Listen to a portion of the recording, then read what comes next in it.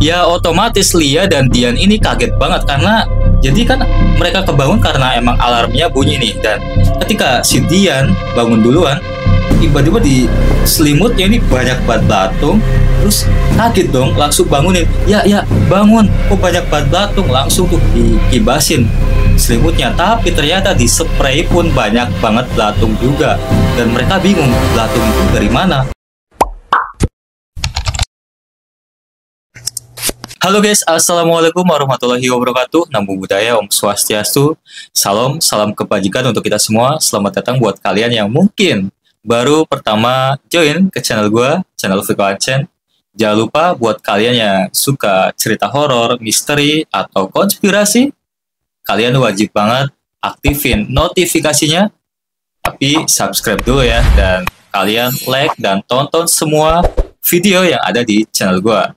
Dan buat kalian sobestiku yang udah support gue sampai detik ini, gue ucapin terima kasih banyak. Terima kasih, gue nggak bisa balas apapun ya. Semoga kalian menjadi orang-orang yang sukses, orang-orang yang diberkahi Tuhan, dan semoga kalian juga lancar rezekinya.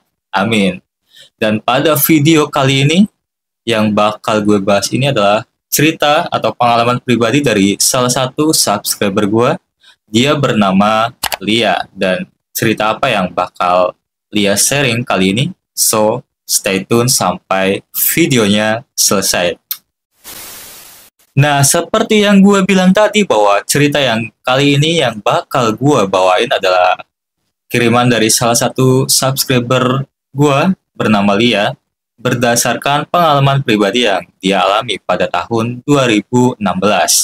Jadi cerita ini terjadi kala itu waktu Lia masih umur 18 tahun dan Lia baru lulus sekolah. Cerita berawal ketika Lia baru menerima ijazah SMK-nya.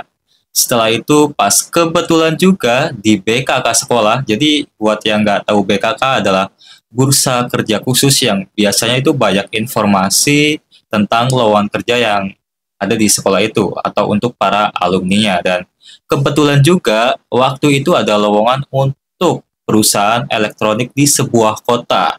Dan karena Lia tergolong atau terlahir dari keluarga yang kurang mampu, Lia pun bertekad untuk pergi merantau untuk memperbaiki ekonomi keluarga. Nantinya jika Lia lulus seleksi, maka Lia akan ditempatkan di perusahaan ini, perusahaan elektronik, dan letaknya ada di Jawa Barat.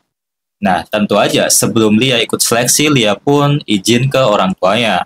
Ayah Lia sendiri berprofesi sebagai tukang becak, sedangkan ibunya berprofesi sebagai buruh cuci. Jadi kalau nggak ada yang nyuruh nyuci ya otomatis ibunya Lia nggak dapat duit. Tapi yang namanya orang tua pasti bakal ngelakuin apapun untuk anaknya, termasuk masalah pendidikan. Nah, beruntungnya si Lia, walaupun kedua orang tuanya hanya lulusan SD, tapi ibu dan bapaknya Lia bertekad akan menyekolahkan Lia sampai SMK. Dan alhamdulillah, Lia berhasil lulus dengan nilai yang bagus. Dan semua itu nggak lepas dari berkat doa dan kerja keras dari ayah dan ibunya Lia. Nah, si Lia ini emang bertekad banget untuk bisa lolos seleksi di perusahaan itu karena untuk membantu kedua orang tuanya dan merubah nasib keluarganya. Proses demi proses seleksi pun Lia lewati, dari psikotes, interview, dan alhamdulillahnya Lia berhasil lolos sampai saatnya tiba untuk medical check up. Dan Lia dinyatakan sehat. Lia senang banget, akhirnya usahanya nggak sia-sia ya, karena perusahaan yang Lia ikut seleksi ini tergolong perusahaan yang cukup bonafit dan cukup besar. Dari 620 orang yang ikut seleksi waktu itu, sampai tahap akhir yang lolos hanya 22 orang, dan salah satunya adalah Lia. Seminggu kemudian Lia mendapat kabar kalau minggu depannya Lia harus segera pergi ke Jawa Barat atau ke perusahaan di mana nantinya Lia harus bekerja karena harus mulai training minggu depannya. Dan akhirnya Lia diantar ke sekolah sama bapak dan ibunya emang karena berangkatnya ini kayak rombongan gitu guys dari sekolahnya, naik bus bersama 21 orang yang lolos di perusahaan itu. Lia saat itu diantar oleh bapak dan ibunya menggunakan becak yang biasa digunakan ayah Lia untuk bekerja. Dan Lia pun pamit saat itu sama bapak dan ibunya. Pak, Bu, doain ya Lia sehat di perantauan, kerjanya pun lancar. Ibunya pun jawab, iya Ndo, hati-hati di perantauan, jangan cepat percaya sama orang yang baru dikenal, dan jaga kesehatan di sana, paling penting jangan tinggalin sholat. Lia pun menjawab, iya Bu, insya Allah Lia bakal ingat semua pesan yang Ibu sampaikan. Ibu dan Bapak jaga kesehatan juga di kampung. Insya Allah lebaran nanti atau kalau libur panjang Lia bakal mudik dan bakal sering mudik. Dan karena bisnya mau berangkat, Lia pun naik ke bus itu. Di dalam bus, Lia pun dada-dada sambil nahan tangis karena emang ya apalagi posisi Lia kan cewek ya, mungkin dalam hatinya nggak pengen ninggalin kedua orang tuanya untuk merantau, tapi juga itu salah satu tujuan dia adalah untuk merubah ekonomi keluarganya. Bahkan selama perjalanan dia pun pikirannya campur aduk. Di satu sisi Lia senang karena setelah lulus sekolah dia bisa langsung kerja, tapi di sisi lain Lia sedih karena harus meninggalkan orang tuanya di kampung berdua. Lia pun memikirkan ibunya yang biasa dibantu sama Lia, pekerjaan rumah, nyuci, nyapu, ngepel. Tapi sekarang ibunya harus sendirian di rumah. Nah, singkat cerita, si Lia dan rombongan sudah sampai di Jawa Barat. Lia langsung diantar ke tempat di mana nantinya Lia akan tinggal selama kerja di sana. Ya, bisa dibilang kontrakan atau kos-kosan.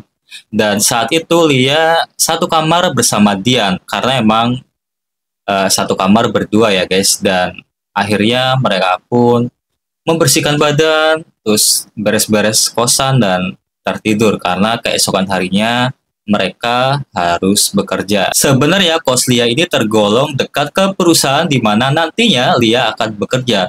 Tapi saat itu Lia memutuskan untuk naik jemputan. Dan karena peraturan perusahaan emang anak baru wajib untuk ikut jemputan untuk menghindari hal-hal yang gak diinginkan. Karena mungkin kan kalau anak baru masih belum paham ya daerah di mana nantinya mereka akan bekerja atau daerah sekitar kosannya. Takutnya karena di perantauan, apalagi Lia ini cewek, takut terjadi hal yang nggak diinginkan. Kos Lia pun ini tergolong sangat ramai, nggak cuma dari perusahaan Lia yang kos atau ngontrak di situ, tapi banyak perusahaan karena emang kosnya Lia ini sangat dekat dengan kawasan industri dan jumlah pintu atau kontrakan yang ada di kosan Lia ini ternyata banyak banget dan banyak orang menyebutnya adalah kosan pintu 1000.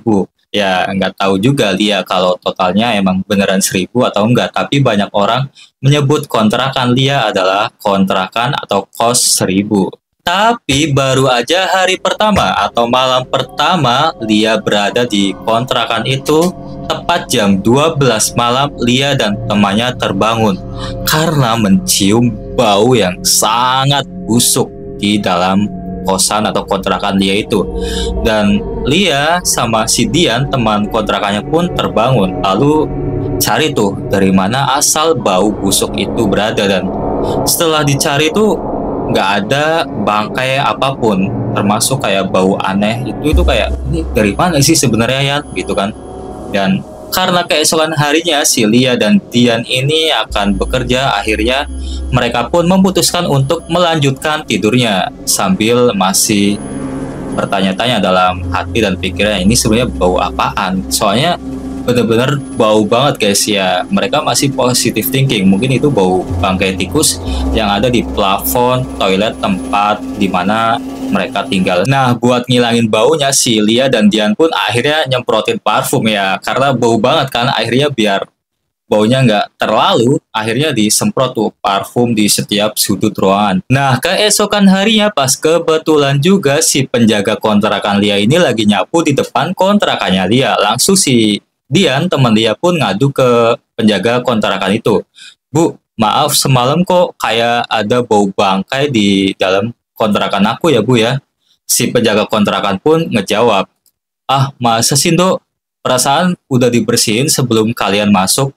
Dijawab lagi dong sama si Dian, iya Bu, tapi semalam itu bau banget, sampai-sampai aku dan Lia nggak bisa tidur. Dan si ibu kontrakan langsung menjawab, iya Dok, nanti bakal dibersihin lagi dan ibu cek ya. Langsung karena saat itu si Lia dan Dian ini emang udah mepet banget harus kerja. Dan berangkatlah si Lia dan Dian untuk berangkat kerja ke perusahaannya. Dan sore harinya pada saat Dian dan si Lia ini pulang kerja, mereka masuk ke kosannya udah nggak ada bau busuk di sana.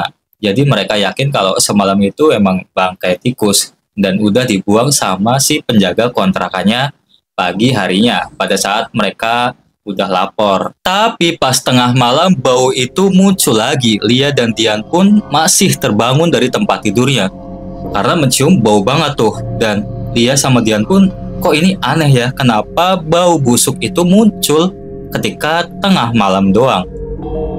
Ini aneh sih, dan mereka pun bingung. Akhirnya mereka memutuskan untuk, udahlah nggak usah lapor ibu penjaga kontrakan lagi karena percuma aja, toh kayak nggak dibersihin. Padahal sih sorenya ini nggak ada bau busuk guys, dan bau busuk itu muncul setiap tengah malam doang. Ini kan aneh. Dan yang lebih mengagetkan lagi adalah ketika Lia dan Dian ini bangun tidur, tiba-tiba spray di mana mereka ini tidur banyak banget belatung guys.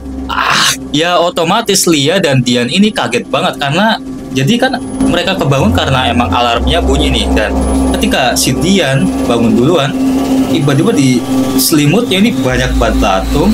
Terus kaget dong, langsung bangunin. Ya bangun, kok banyak banget belatung. Langsung tuh dikibasin selimutnya. Tapi ternyata di spray pun banyak banget belatung juga. Dan mereka bingung, belatung itu dari mana? Padahal spray mereka bersih dan mereka pun semakin aneh dengan kontrakan yang mereka tinggalin. Rasa aneh gitu pastinya kan. Nah, singkat cerita tibalah hari Sabtu. Emang perusahaan Lia ini kalau Sabtu Minggu itu libur, kalau nggak ada lembur ya guys.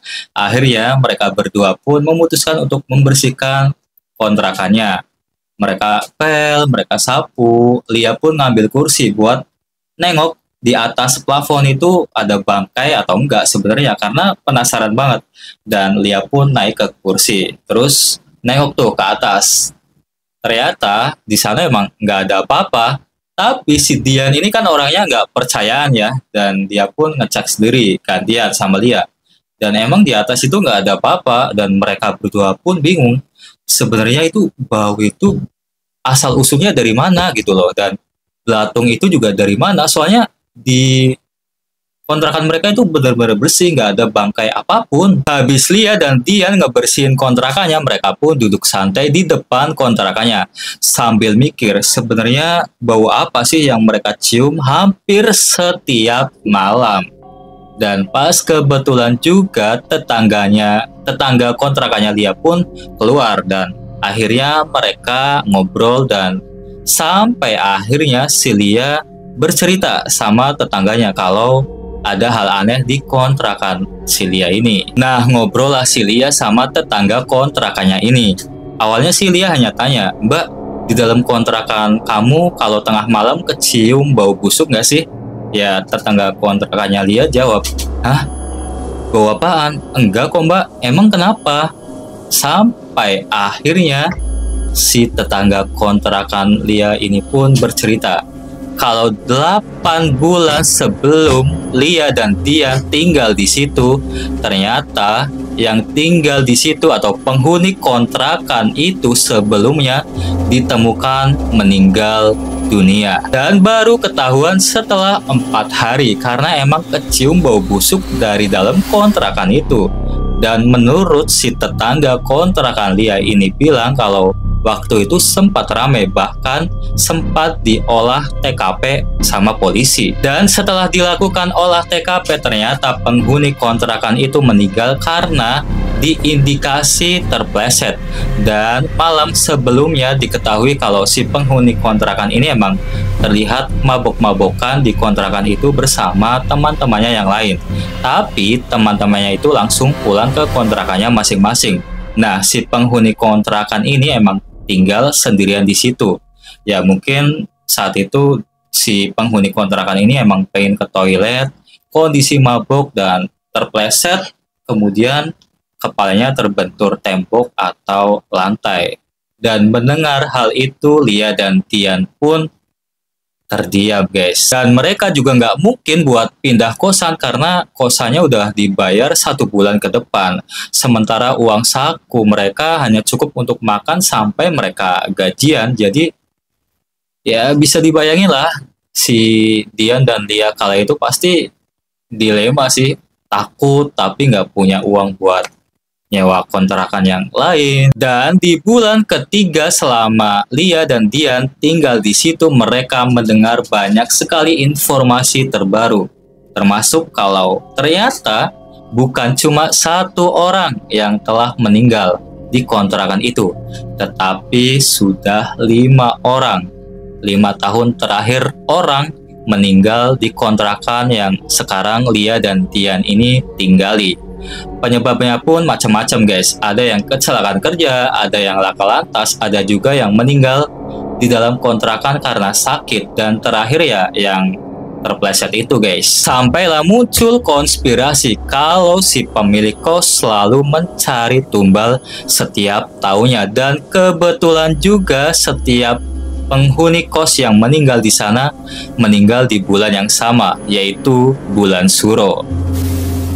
So, menurut kalian gimana, guys? Apa ini sebuah kebetulan aja atau emang si pemilik kos harus setor setiap tahunnya untuk sebuah ritual pesugihan? Tulis pendapat kalian di kolom komentar, dan buat kalian yang punya cerita menarik tentang pengalaman horor kalian bisa kirim lewat email atau bisa juga DM lewat Instagram. Dan thank you buat kalian yang udah nonton videonya sampai selesai. Jangan lupa nonton video gue yang lainnya. Jangan lupa like, share, paling penting, dan aktifin notifikasinya. Dan see you next video.